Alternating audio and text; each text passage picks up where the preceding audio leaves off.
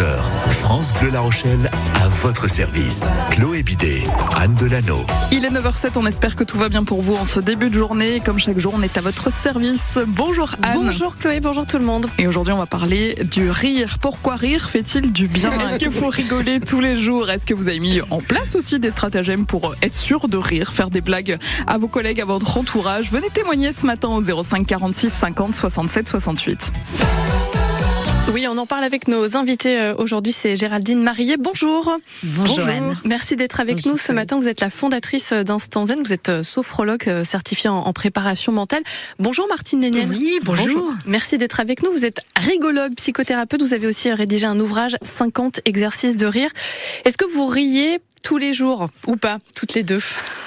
On se rattrape les jours où on joue pas. Vous ne riez pas. On rit pas.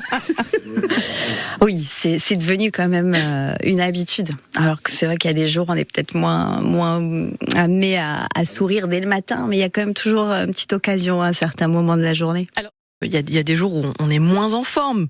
Oui. Vous vous forcez quand même? Comment ça se passe? Comment vous faites? C'est devenu une habitude en fait. On se force même plus. C'est vrai que c'est un il y a choix. vraiment des mauvais jours peut-être, mais c'est vrai que c'est aussi un choix. Ouais. Oui, c'est la question du choix, Martine Néniel. C'est la question du choix. Ouais. Oui, on pourrait rester sur la lancée de je vais pas bien, je suis tristounette, il fait pas beau. Et puis à un moment, on se dit est-ce que c'est vraiment de ça dont j'ai envie, ou est-ce que je veux profiter de ma journée et puis juste un sourire, ça suffit en fait. C'est vrai, sourire, Voilà. faut rire, le rire, il y a ça. plein de mots. Cette journée justement de revenir sur l'origine un petit peu de la journée de la blague qui a eu lieu hier avec le 1er avril, vous, ça, c'est important aussi pour vous qu'il y ait une journée qui soit dédiée à ça? C'est fondamental. Toutes les journées du calendrier, donc nous on a la nôtre. Voilà, journée du rire. C'est la Génial. nôtre. Yes, notre journée. Il y a un défilé dans la rue. Ça nous rappelle juste que ça existe, parce qu'il y a des moments où on oublie un petit peu qu'on a ça à disposition, surtout qu'on a le kit avec nous, et c'est pas mal de se rappeler que c'est facile finalement. Est-ce que on pourrait dire que le rire s'apprend, entre guillemets, je vais un peu loin dans ma question, mais vous voyez ce que je veux dire, Géraldine?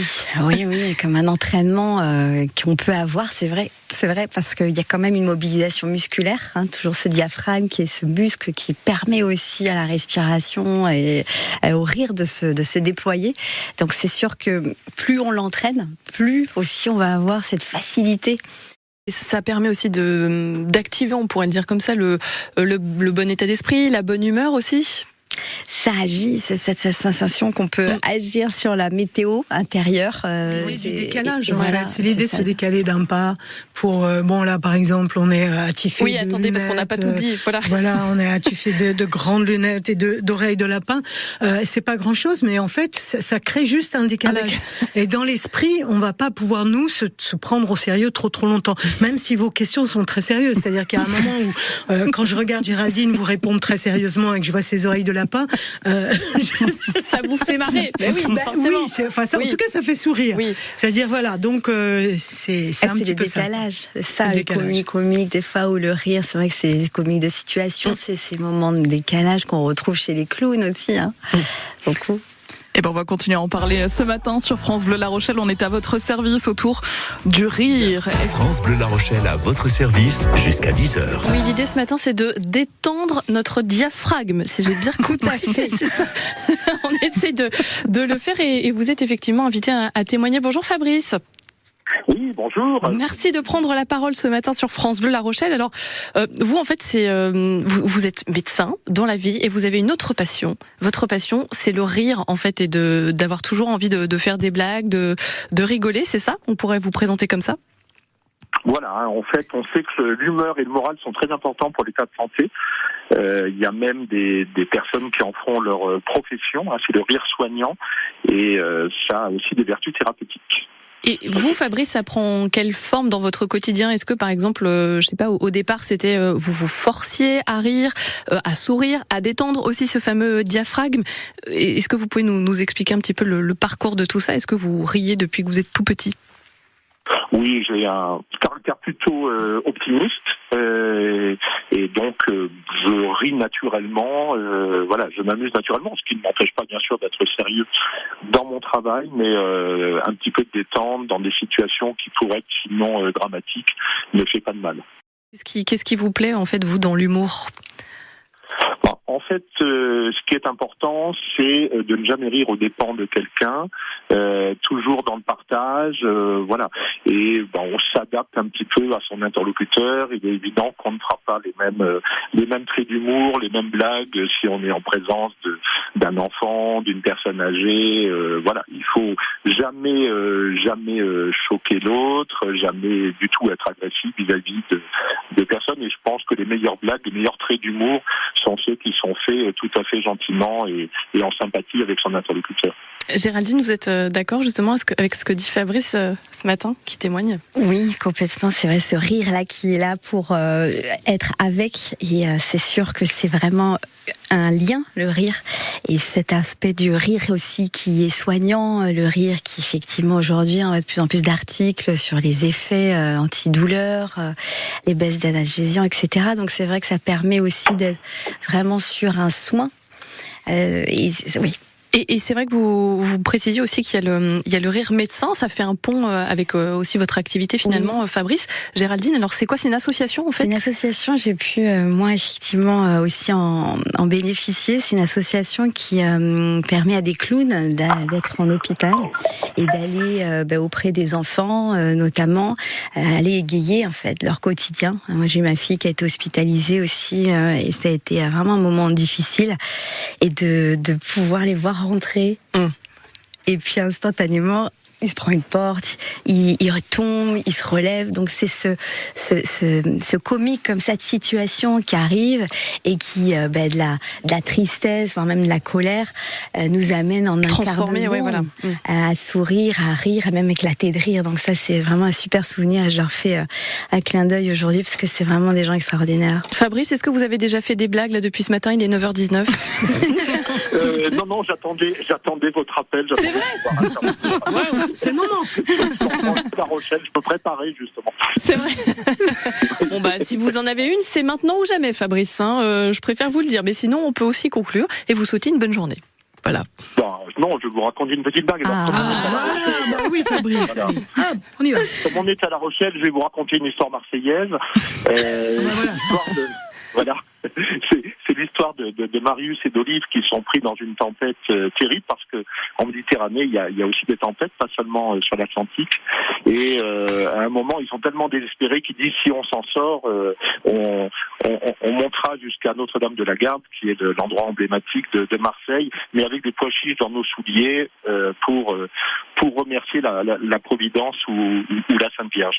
Et donc miraculeusement, à partir du moment où ils ont fait cette prière, le ciel s'éclaircit, ils sortent de la tempête et donc le lendemain, ils se retrouvent à monter les marches de Notre-Dame de la Garde avec des pois chiches dans leurs souliers. Et on voit Olive qui peine, qui a mal, qui s'arrête tous les deux pas, et Marius qui avance comme ça d'un pas alerte. Et l'autre lui dit mais comment tu fais? Tu n'as pas mal aux pieds? Il lui dit imbécile, les pois chiches au moins je les ai fait cuire. Et forcément c'est mieux. Au pied levé, il nous l'a trouvé ce matin même. Bravo Fabrice, merci beaucoup en tout cas d'avoir témoigné ce matin. Je vous en prie, Merci, une bonne journée. Belle journée Fabrice. On va continuer à parler du rire. Il y a une vraie différence entre le rire et l'humour. On voulait revenir là-dessus et puis aussi surtout Martine, en fait préciser que c'est difficile de faire une blague parce qu'on parlait de pas faire une blague pas faire une blague sexiste, pas faire une blague sur tous les clichés, voilà, misogyne. Ouais. Oui, parce que notre humour français, notre culture française, en fait, on rit toujours à propos de l'autre, surtout quelqu'un de plus faible, parce que du coup, on va pouvoir se dresser sur nos ergots et faire cocorico. Donc ça, c'est notre culture.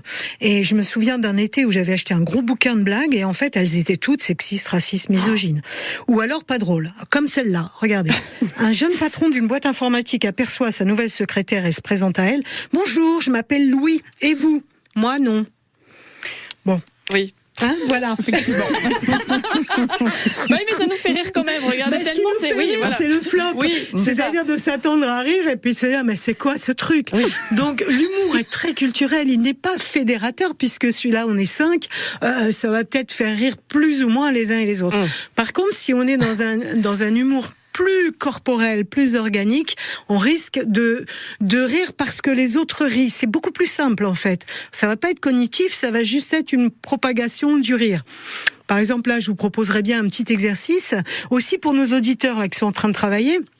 Donc, pendant un petit moment, vous imaginez que vous avez une crème de jour dans votre main gauche, c'est-à-dire un pot de crème de jour, que vous soyez homme ou femme, peu importe, que vous allez en prendre pour vous en mettre sur le visage, donc à 5 endroits, hein, joue gauche, joue droite, le front, le menton, hein, le nez, comme on fait tous les matins.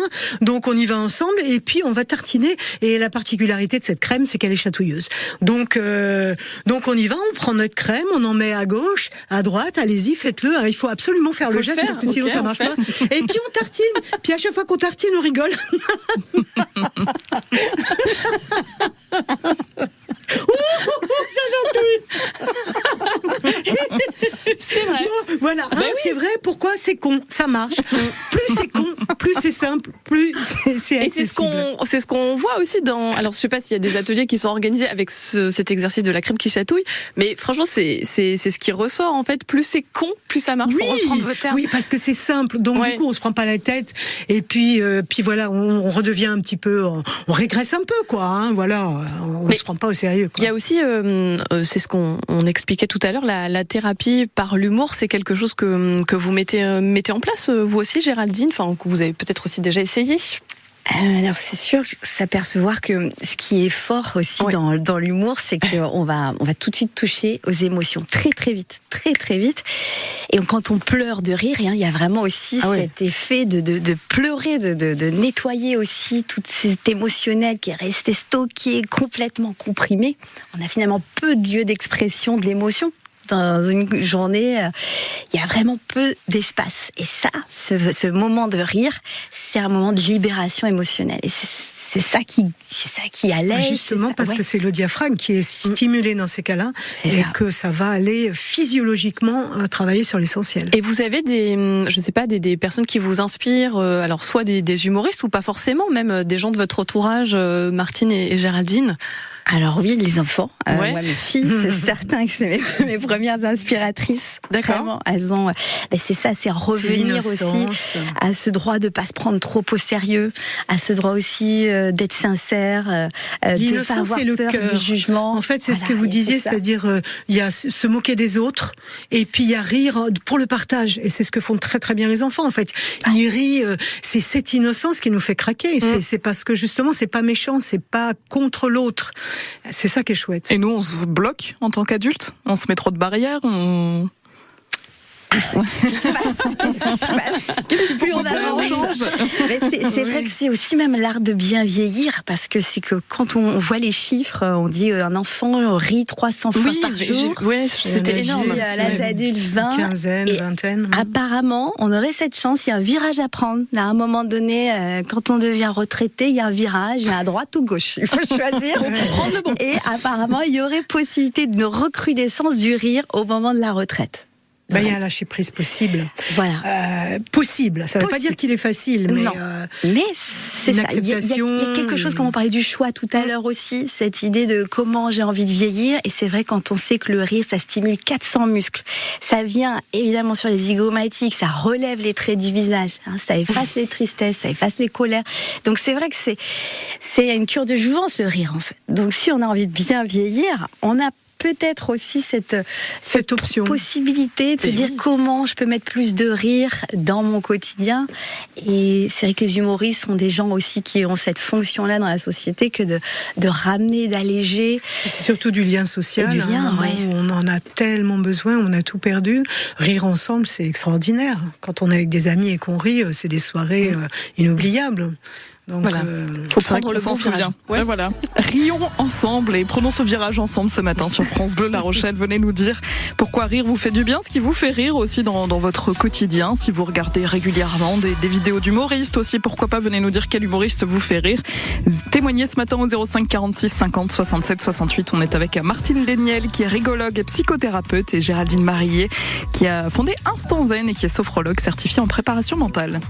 9h-10h, France Bleu La Rochelle Rochelle à votre service. Peut-être la chance de vivre avec quelqu'un ou d'avoir dans votre entourage proche quelqu'un avec qui vous pouvez rire, avoir des fous rires, et on a cette fameuse sensation de bien-être après qui s'explique. En fait, Martine, je ne sais pas si vous voulez préciser des petites choses autour de ça. Alors déjà, si on a quelqu'un avec qui on rit facilement, c'est un cadeau. Il faut vraiment entretenir cette amitié, cette relation, parce que c'est assez rare que ça se fasse aussi spontanément, aussi naturellement. Mais par contre, si on attend que de rire de façon spontanée, finalement, on va pas rire beaucoup. C'est pour ça qu'on a créé le yoga du rire. C'est pour ça qu'on le pratique aussi comme une discipline, comme une routine, parce qu'on a envie de rire plus, et que si on attend juste de voir nos amis un samedi soir de temps en temps et de boire pendant des heures pour que le premier rire fuse, on va pas rire assez. Ouais. Donc ce qu'on veut, c'est que ce soit au quotidien. Mais comment on fait, parce que ça arrive qu'il y ait des personnes, on peut ne pas avoir le sens de l'humour. Par exemple, s'il y a des personnes qui aiment pas rigoler, ça vous en avez déjà rencontré, vous, les Géraldine et Martine? Ben, souvent c'est lié au stress, souvent. D'accord. Hein, c'est dire la personne peut être très stressée. Et du coup, ce diaphragme dont on parlait tout à l'heure, il ne bouge pas. Il ne sait plus bouger. Il y a les côtes qui sont complètement comprimées. Et le visage aussi, qui est mâchoire serrée. Donc tout ça, c'est la respiration. Et la respiration haute. Ouais, c'est les personnes qui respirent mal, qui ne respirent pas du ventre, ont plus de difficultés dans un premier temps, parce que ça vient très très vite. Mais plus de difficultés à se lâcher corporellement, physiologiquement. Donc il y a un petit entraînement à faire, mais un peu comme le jogging. C'est-à-dire, il suffit de s'y mettre. Voilà, les 2-3 séances, on a des courbatures, on n'est pas très bien. Puis après, on devient accro, et après on a besoin de cette dose d'endorphine en fait, et si on l'a pas, on se rend bien compte que les jours où on a Paris, c'est très différent, on est moins léger, on a un regard sur la vie qui est beaucoup plus lourd, beaucoup plus fatigué. Oui, et ça se traduit aussi dans le corps. Géraldine, vous étiez en train de mimer, en fait on est un peu plus tendu en fait, oui, c'est ça, comprimé, et c'est sûr, quand on sait que tous ces muscles là qui vont s'activer en yoga du rire, il y a un vrai échauffement avant. Donc, faut savoir que comme on parle entrée, plat, dessert, donc il y a vraiment l'entrée serait l'échauffement, c'est-à-dire qu'on respire, on bouge, on fait des rotations pour faire bouger la colonne vertébrale, bouger les côtes. On active en fait ces tensions-relâchements. On inspire, on contracte. On prépare l'instrument, on relâche tout, en soufflant. Donc il y a beaucoup ici, on relance l'expiration profonde, beaucoup plus profonde qu'à l'habitude. On ne sait plus souffler. On sait que on perd cette capacité à souffler jusqu'au bout, vraiment, mais au bout, derrière la fin, il y a encore de l'air à souffler, à expulser. Et le rire, on expulse à 120 km/h quand on rit. Donc c'est une fulgurance, cette expiration, ce qui relance le cœur et ce qui explique aussi que des gens qui rient comme ça quotidiennement, il y a des chiffres quand même qui sont sortis sur les risques d'AVC, on réduit de 40% risque d'AVC. Donc ça protège le cœur, c'est vraiment une protection cardiovasculaire. Vraiment. C'est mieux que les haricots verts et les carottes. C'est complémentaire. Je vous ai fait rire. Voilà.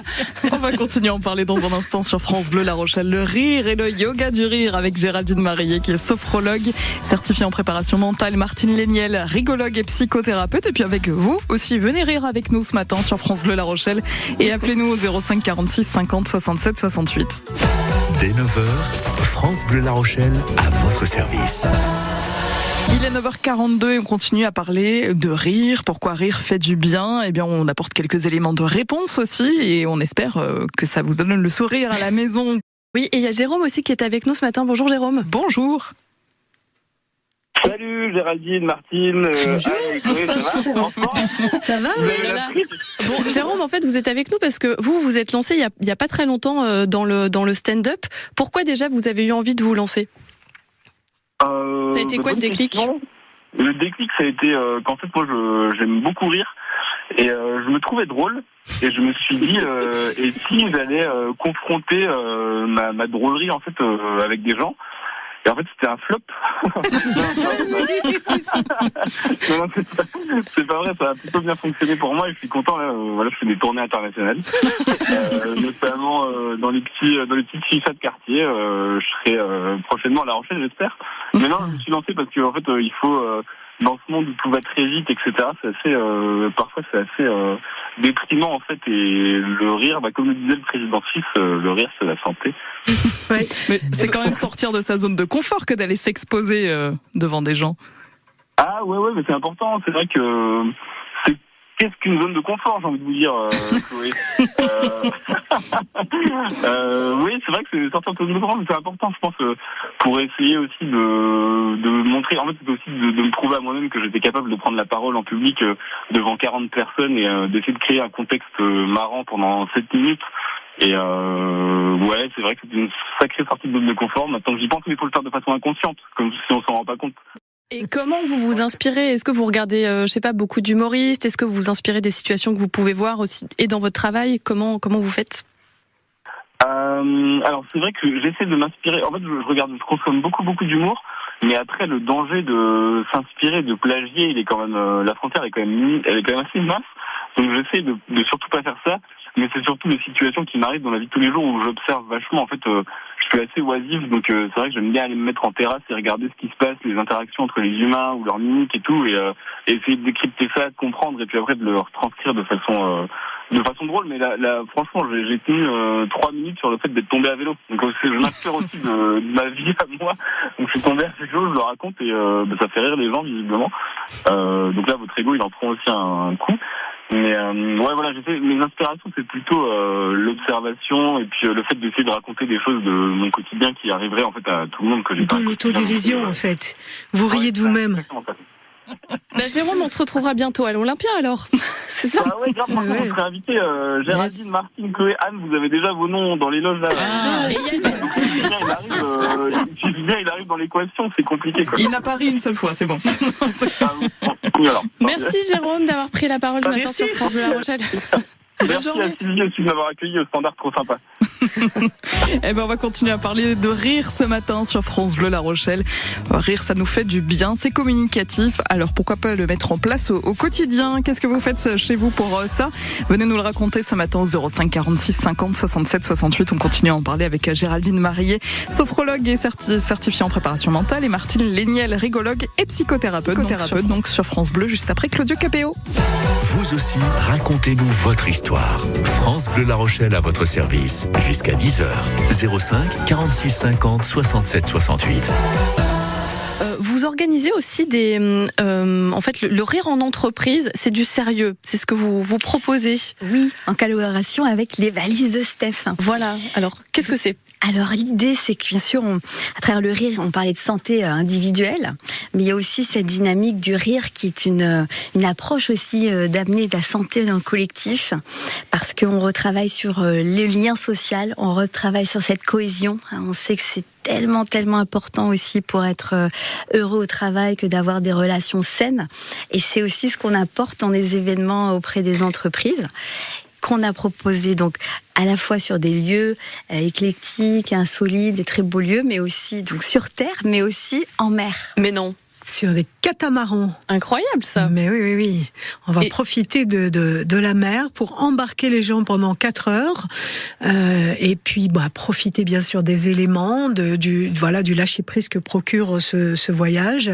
Et proposer du rire sur le bateau et différents exercices pour permettre aux gens d'être ensemble, de renouer avec quelque chose d'un peu insolite, de se rencontrer autrement que ce qu'ils font au quotidien.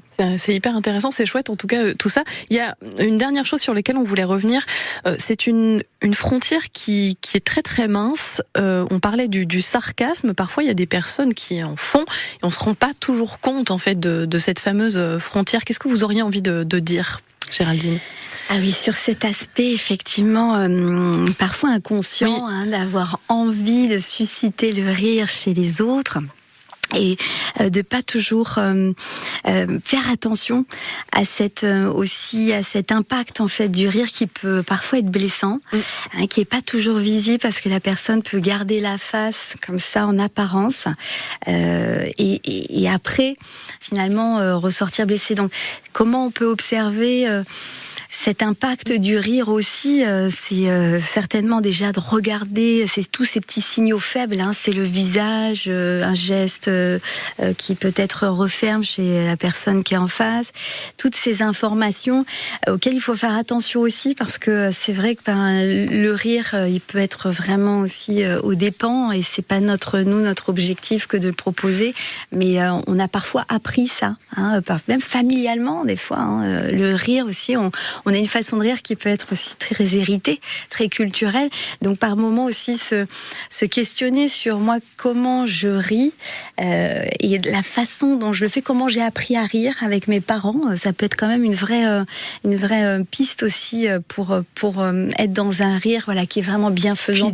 Puis développer aussi le rire de soi, c'est un peu ce que proposait l'auditeur, c'est-à-dire plus on va développer cette autocritique, cette capacité à rire de soi, à faire ce petit pas de côté, à pas se prendre au sérieux, et plus quand on va entrer en humour avec les autres, on le fera de la même façon. C'est-à-dire on le fera pas pour écraser, on le fera pour partager. C'est ça la clé en fait. Merci en tout cas à toutes les deux d'être venues ce matin nous rire ensemble en fait, merci dans notre studio. Géraldine Marillier et Martine Lénienne. Merci infiniment. Merci à vous. Et cette émission est à retrouver bien sûr en podcast sur votre application ici.